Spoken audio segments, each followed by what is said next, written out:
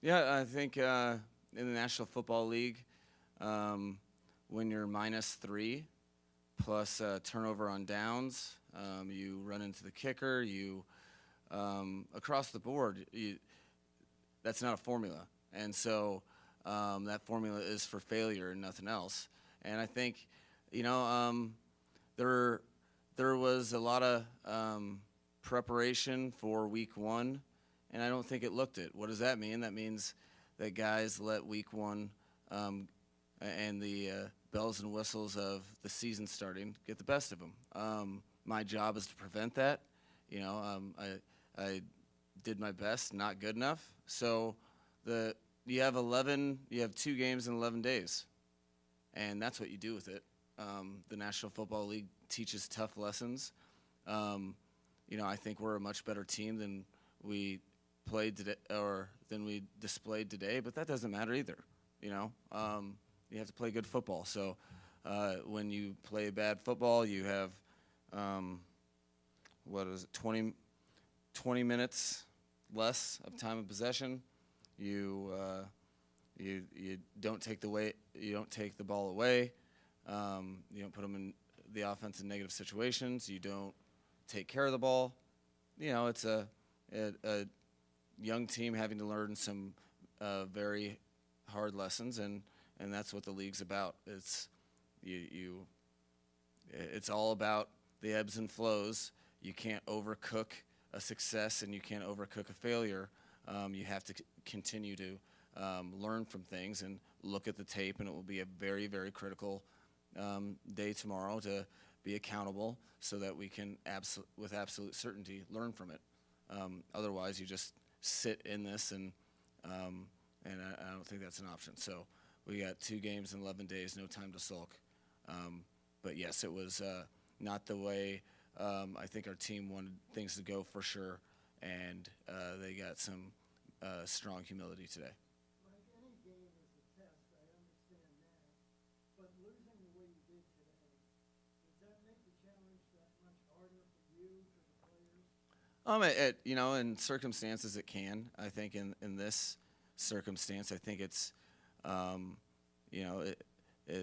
it's very black and white and obvious, more so than I would like just to the players of the things that we've worked on, the way we've looked, their technique and fundamentals, and how they were lacking in the game. So, there's Week 1, regardless.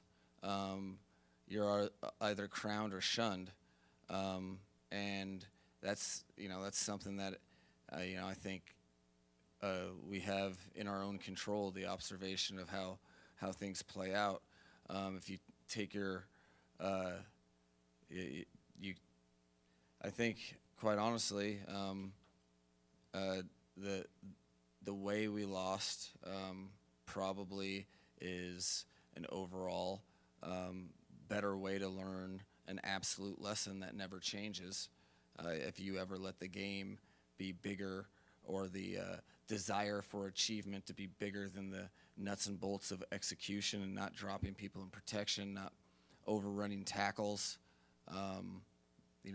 these things, you're going to have those results. But I think the biggest thing is that our captains, I think understand. They could feel it during the game, and I'm very motivated to get together with the team, watch the tape, and keep it real and get ready for our next opponent, home game against the New England Patriots, because they're not going to feel sorry for us in the least, nor should they. Hmm?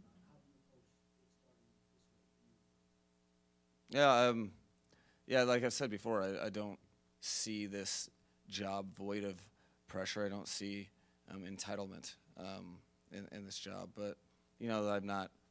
I think the most important thing is that I worry about doing my job. So I think that's what the team will get from me for sure.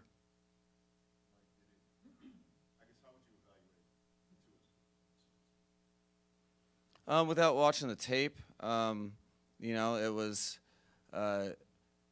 something that that it was left to be desired. I think it's definitely not all on him. Um, there's just throws that I know he makes 9 times out of 10, and he didn't make them today.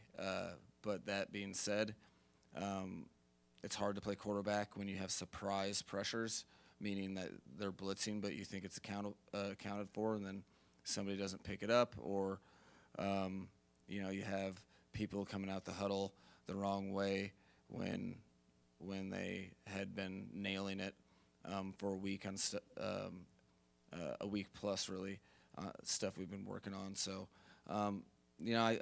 it's like the rest of the team, I would say, but definitely not all on him at all. There's too many people that failed at their execution of their jobs for him to even have any extra on his shoulders. But I would say that it, like the rest of the team, wasn't good enough to win football games in the National Football League, and I think that was obvious.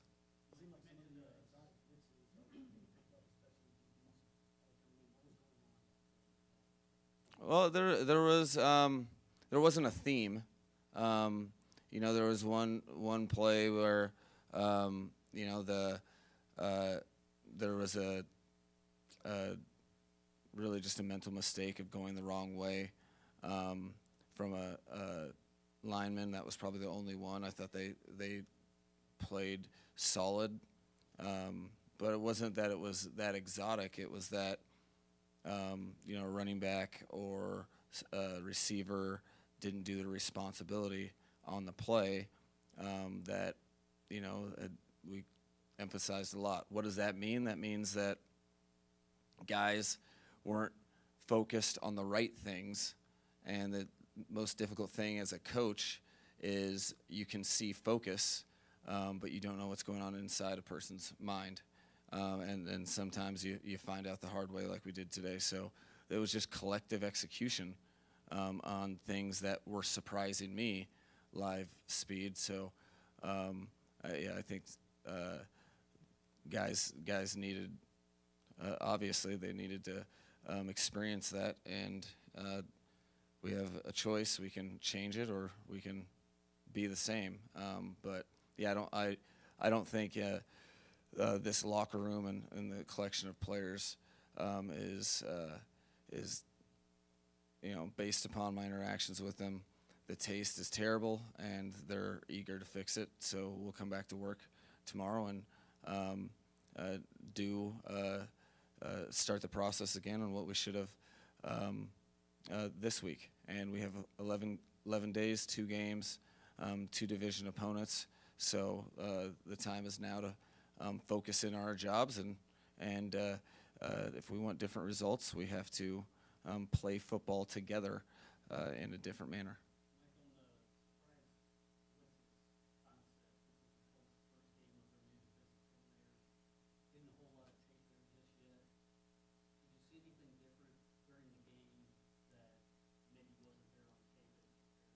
I think really from a blitz pattern perspective, there wasn't one blitz that we didn't rep, so that's kind of the disappointing part.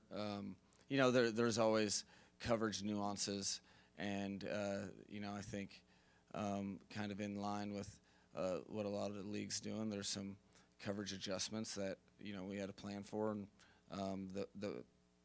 really the plays for the plan ultimately didn't get executed, and it's my job to make sure that they get executed. So I have a lot to do as a leader, but then I have a lot of leaders within the locker room that that I depend on, that need to see this the right way, and I think we will. It's something that the league is. The National Football League gives you hard lessons, and if you collectively have any leaks in your football, they'll get exposed, and they did today. Hats off to the Colts. They took advantage of every little mistake and leaned on us. And whether it was offensive issues or getting off the field, the running into the punter, offsides. There was a second and forever where we got a defensive holding, which is an automatic first down. All those things. It was the collection. It was a collection of how to lose football games in the National Football League. So we got a great lesson and pretty much covered all the bases. So we have one direction to go, and it's going to be through work and nothing else. In talking about moments that didn't go your way, there's a sequence late in the game when you had a 12-man in the huddle penalty when you were in the red zone. Mm-hmm. And a few plays after you scored, well, one play after you scored, you were lining up to go for two and you had to run a timeout. The cameras showed you kind of throwing up your arms and and one of the announcers kind of surmised that kind of summarized the day for you guys. Is that fair? Do you Yeah. think it did? Yeah, it did. It did. It was, a collection of things that, you only correct if you have well-intentioned coaches and players that are ready to be accountable. And so far, that's what they've shown me of themselves. And I'll get the opportunity to see how they respond with this team in particular, with the lights on of the regular season. So I think a lot of guys really kind of knew. It's a rough experience, but one that we most certainly needed, apparently, and we'll have to use for good use moving forward. I'll find out more information on both. Storm, it was an ankle. James, it was a pec, but I don't know how severe either one are. So we'll find some more information out.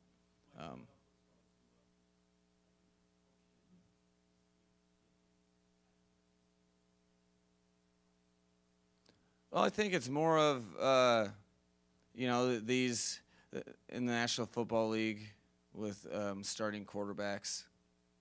There's already enough, I would say pressure on them. With Tua, it's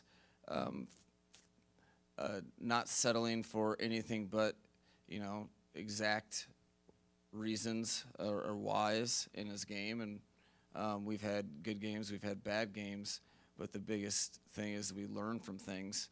I hoped we'd learned week one lessons, but it was the first time of extended play for a lot of guys in a game setting, and you either leave feeling that your game was appropriately displayed, or you leave feeling like, what was that? I think generally with Tua, he's very, very prideful in his craft. So games where he can find as many controllables and many things that he can be like, I shouldn't have done that, or I shouldn't have lost one, or I should have stayed with number two, or whatever the things are. He's very good about attacking issues and problems whenever his performance isn't up to his standards. So I have no doubt that he's going to come back and be the leader we need and the player we need during the week, like a lot of guys who are going to be disappointed with the film. But again, it's not on Tua. There was a couple plays that I think he should have been better on for sure, but collectively it wouldn't have been a good enough outing had he played lights out based upon all the other players on the field and their lack of execution. Last question. What was that? Yeah, I'll have to take a look at the tape in terms of, you know, within the drop. There's a lot of zone responsibilities, and sometimes, you know, a safety, what it looked like live speed, was that he didn't have the help he was supposed to have. But you know, I'll take a look at the film. It was there was a lot of frustration on that particular play. One thing we hadn't done thus far is dropped eligibles. So I'll get to the tape and assess accountability for that. I think it was a group effort of failure, starting with communication, and the communication was wrong for the entire side of the field. So it was a trickle down effect, and the safety could have saved the play, but it wasn't solely on him.